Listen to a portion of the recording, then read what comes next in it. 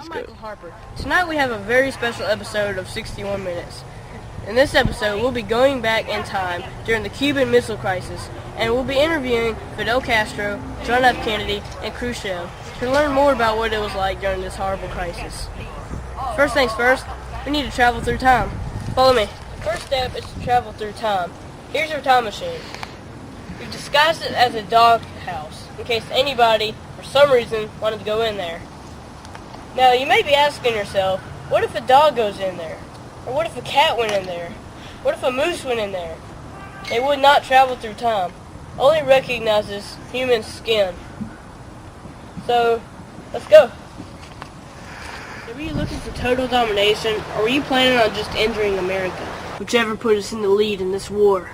How did you react when you first saw these horrible images? In the newspaper in the Oval Office when they showed me these horrible images.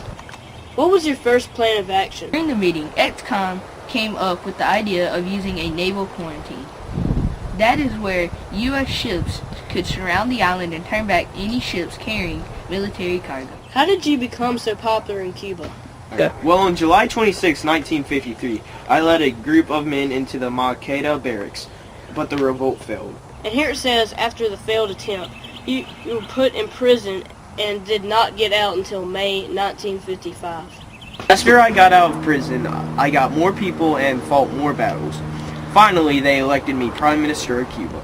So here we read that you had far more advanced missiles than the Soviet Union, and far more accurate ones as well. Is this information correct? Yes, that is correct. But even if we came to the situation in which we would need to launch them at anybody, that would have started a nuclear war, and that would be far too deadly. We needed to act fast, so I decided to go through with the plan of using the quarantine. So on Monday, October 22nd, I told the world at 7 o'clock. So we read that you wrote a letter to Kennedy talking about the missiles. What did you say exactly in your letter? I told him that the missiles on Cuba were for the island's defense, and that it was a serious threat to peace and the security of the people. So what did you do next? I turned my fleet around. And here it says that you sent an oil tank. Where did you send it? I sent 2 to Cuba. What was your next plan of action? I started camouflaging my missiles so they can't be seen from the U-2's cameras.